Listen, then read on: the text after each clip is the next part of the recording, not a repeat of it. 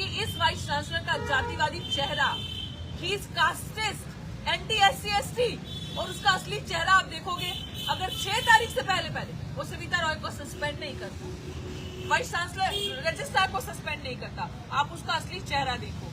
हमारी मांग क्या थी? न्याय की ना, कि किसी आरोपी पे चार्जशीट जमा है, FIR है, आप उसे इमीडिएट सस्पेंड करें। अगर आप इस यूनिवर्सिटी के सबसे ऊंची पोजीशन के कुलपति हैं, तो आप सबके वाइस चांसलर है ना, आप खाली एक धर्म के, एक जाति के वाइस चांसलर नहीं हो। और अगर आप नहीं हो तो उसका प्रमाण आपको देना पड़ेगा। यही आपकी प्रॉक्टर जो कुछ भी बकवास कर रही है, कुछ भी बकवास, कुछ भी लेटर लिख के दे रही है, प्रॉक्टर ने जो किया है, जिस तरीके से झूठी चिट्ठी और हमें आउटसाइडर बताकर, उसको तो हम निपटेंगे कोर्ट के अंदर। FIR होगी उस पर और हो रही है, प्रक्रिया चल रही है। जिस तरीके से गुंडाई, आपराधिक भाषा के अंदर उसने चिट्ठी लिखी और हमें दिल्ली यूनिवर्सिटी होने के बावजूद आउटसाइडर बताया, और अभी ये कहते हैं, आधे लोग कहते हैं केस सबजुडिस है, और फिर उसके बाद कहते हैं हमें आउटसाइडर। इसका जवाब तो आपको देना पड़ेगा। जो लूट मार डकैती आपने हमने हत्या लोगों के साथ की है, सबसे बड़ी क्रिमिनल प्रॉक्टर निकल के आ रही है इसमें, और वाइस चांसलर। हम सिर्फ और सिर्फ न्याय मांग रहे हैं। 6 फरवरी तक इनको हम अल्टीमेटम दे रहे हैं।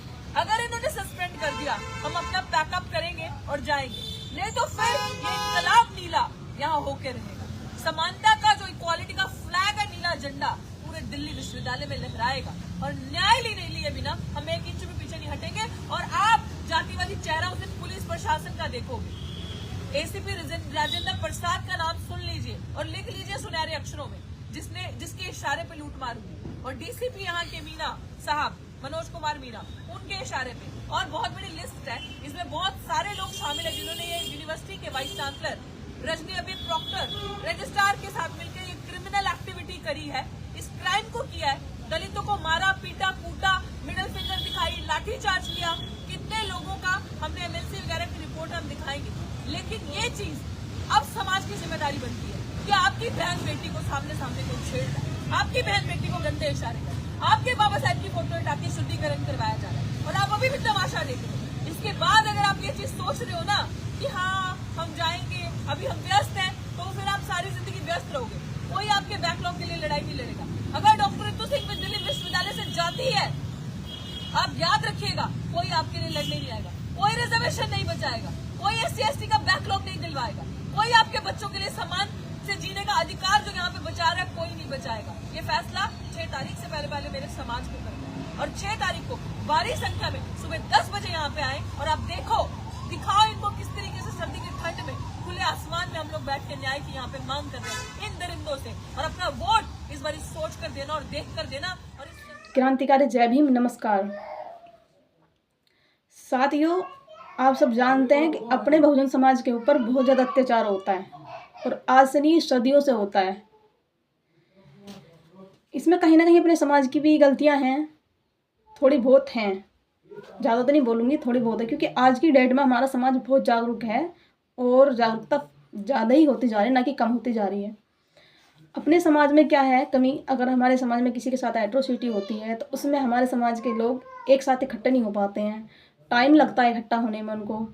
जब इकट्ठे होते हैं तो ऐसी बात नहीं, इकट्ठे होते हैं तो जो हमारे साथ अत्याचार करते हैं उनको सबक भी सिखाते हैं, और उनको जेल भी जाना पड़ता है। उनको पता भी चलता है कि भारतीय संविधान में और बाबा साहब ने जो कानून लिखा है उसकी पावर क्या है कानून की, और भारतीय संविधान ने जो हमें अधिकार दिए हैं, हमको जो पावर दी है उसका अधिकार हमको जो उनको बाद में पता चलता है, जो हमें बाबा साहब ने दिया है।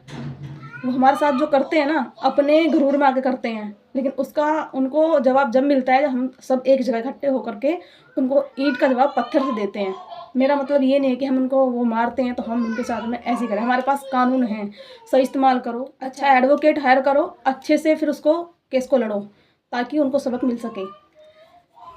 अब दिल्ली यूनिवर्सिटी में ही देख लीजिए, डॉक्टर रितु सिंह 155-56 दिन हो चुके हैं, इतनी कड़कड़ाती ठंड में बिना छत और बिना छाया के अपने बहुजन साथी वहाँ पर बैठे हैं, और उन्होंने आग्रह किया है अपने बहुजन समाज के साथियों से, बहन बेटियों से, जितने भी लोगों को हमदर्दी है रितु सिंह से, उनसे उन्होंने आग्रह किया है कि वो 6 फरवरी को 10 बजे तक यूनिवर्सिटी 4 नंबर गेट पर पहुँचें, क्योंकि और उन्हें इस चीज़ की उनको इस चीज़ की बहुत आशा भी है कि अपने समाज के लोग वहाँ पर टाइम से पहुँचेंगे और उनके साथ में उनका हौसला बढ़ाएंगे और उनके हाथों को मजबूत करेंगे और उनको न्याय भी मिलेगा।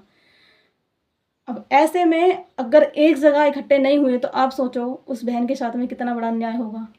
वो बिल्कुल टूट चुकी होगी और मुझे लगता नहीं है कि ऐसा दिन आएगा, क्योंकि अपने समाज के अंदर बहुत पावर है और भारतीय संविधान के अंदर और कानून में बहुत पावर है, जो कि हमें अच्छे से फॉलो करना है।